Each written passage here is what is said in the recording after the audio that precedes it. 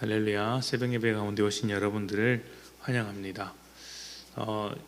어제 수요 예배 드리기 전에 위에 그 에어컨 히터가 고장이 났어요. 어제 전기 공사를 했는데, 교회 전반적으로 전기 공사를 했는데 아마 그 영향을 받은 게 아닌가 싶습니다. 그래서 지금 조금 추운데 잘 버티시고 빨리 수리하도록 하겠습니다. 추우신 분은 뒤쪽에 히터 있으니까 그 근처에서 기도하시는 것도 좋을 것 같아요. 네. 자, 오늘 우리가 함께 볼 하나님의 말씀은 민수기 7장입니다. 민수기 7장 1절부터 3절까지 말씀입니다. 민수기 7장 1절부터 3절까지 말씀. 민수기 7장 1절부터 3절 제가 봉독합니다. 모세가 장막 세우기를 끝내고 그것에 기름을 발라 거룩히 구별하고 또 그 모든 기구와 제단과 그 모든 기물에 기름을 발라 거룩히 구별한 날에 이스라엘 지휘관들 곧 그들의 조상의 가문의 우두머리들이요 그 지파의 지휘관으로서 그 계수함을 받은 자의 감독된 자들이 헌물을 드렸으니 그들이 여호와께 드린 헌물은 덮개 있는 수레 6대와 소 12마리이니 지휘관 2사람에게 수레가 하나씩이요 지휘관 1사람의 소가 1마리씩이라 그것들을 장막 앞에 드린지라. 아멘. 예전에 어떤 목사님께서 수지침을 배워서 가르쳐 준 적이 있습니다. 이 민간요법처럼 할 수 있는 몇 가지 이제 기술들을 알려주셨는데, 두통이 있을 때 손가락 어디에 이렇게 침을 놓으면 된다. 콧물이 흐를 때 어디에다가 이렇게 볼펜으로 꾹꾹 찌르면 된다라는 것이었습니다. 근데 그게 참 신기했습니다. 정말 머리가 아플 때 그 부분에 침을 놓으면 두통이 사라지고, 또 콧물이 흐를 때 거기를 이렇게 침을 놓으면 싹 마르는 것이었어요. 정말 신기했습니다. 손가락에 침을 놓으면 낫는 이유가 무엇일까요? 손가락과 머리가 어떻게 연결되어 있길래 그렇게 나을 수 있었을까요? 저는 참 이해하기가 어려웠습니다. 뿐만 아니라 몸이 좋지 않을 때 한의원에 가면 증상과 전혀 상관없어 보이는 자리에 침을 놓을 때가 있습니다. 허리가 아파서 갔는데 다리에 침을 놓거나, 목이나 어깨가 아파서 갔는데 팔목에다가 침을 놓는 식입니다. 그런데 그게 낫습니다. 참 신기하죠? 이런 것을 보면 우리 몸은 모든 기관이 긴밀하게 연결되어 있는 것이 확실합니다. 각각의 기관들이 스스로 제 역할을 할 뿐만 아니라 서로 돕도록 잘 연결되어 있는 것이죠. 교회는 예수 그리스도의 몸이라고 합니다. 신체의 기관들이 각각의 역할을 하면서도 다 연결되어서 돕는 것처럼 교회의 모든 성도들도 따로 살아가는 것처럼 보이지만 사실은 함께 도우며 같이 살라고 부름을 받은 것입니다.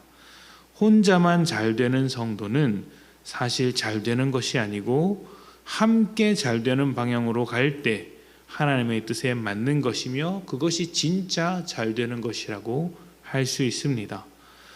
성도는 각자 자기의 삶에서 잘하되 서로 돕는 입장에서도 잘해야 한다는 것입니다.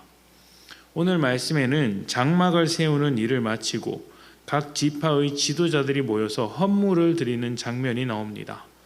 12지파의 지도자들이 힘을 모아서 6개의 수레와 12마리의 소를 준비하였습니다.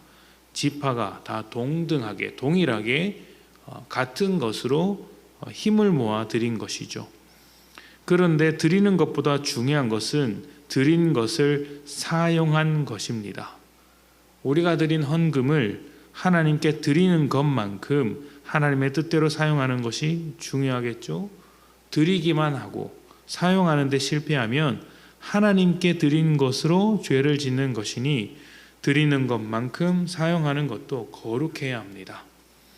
지도자들이 헌물을 드렸을 때 그 헌물은 레위 지파의 사역을 위해서 사용되었습니다.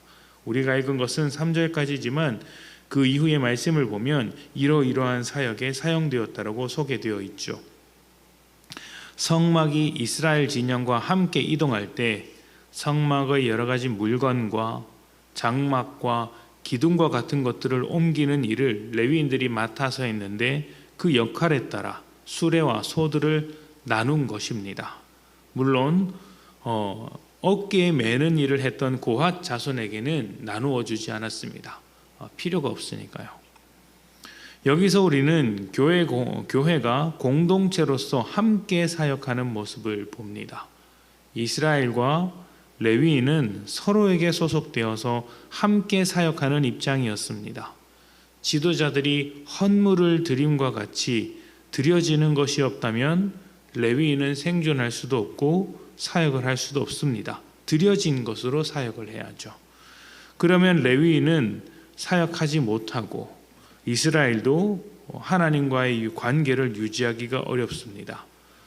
반대로 레위인이 자신의 직무를 소홀하게 되면 이스라엘은 하나님과 멀어지게 됩니다. 그러면 동시에 레위인에게도 소홀하게 되겠죠. 그리고 그들 중에 있는 레위인을 지워버리려고 할 것입니다. 그러니까 이스라엘 지파와 레위인은 하나님과 함께 살아가기 위해 서로 협력 사역을 했던 것이고, 또 하나님을 향하여 사역을 할 때도, 하나님의 일을 할 때도 함께 도와, 서로 도와 사역을 할 수밖에 없었던 것입니다. 어떤 사람은 헌물을 드림으로 필요한 것을 공급함으로, 또 어떤 사람은 그 필요한 것을 받아서 필요한 곳에 사용하는 것으로 협력했던 것이죠. 교회 역시 그렇습니다.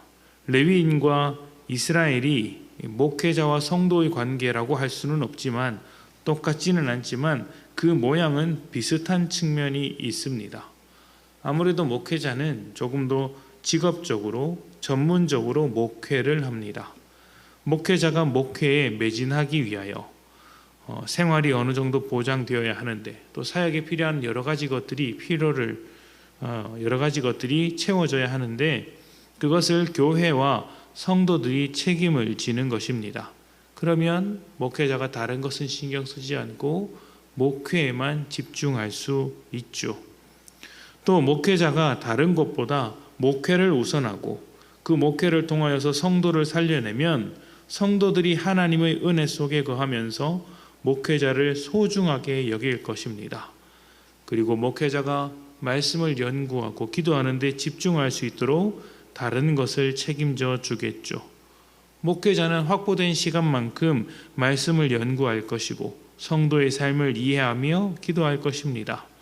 이것이 상호적으로 작동해서 건강한 교회를 만들고 하나님의 사역을 하도록 하는 것입니다. 선순환이 일어나는 것이죠. 우리는 역할은 다르지만 같이 묶여 있습니다. 왜 묶여 있겠습니까? 서로에게 영향을 주기 위한 것입니다. 서로를 책임지는 관계가 되어서 하나님의 일을 이루어가기 위함입니다. 이 책임을 다하면 선순환이 일어날 것이고, 목회자나 성도나 이 책임을 외면하면 그때부터는 악순환이 일어나게 되는 것이죠. 여러분은 선순환이 일어나는 교회를 원하십니까? 아니면 악순환이 일어나는 교회를 원하십니까?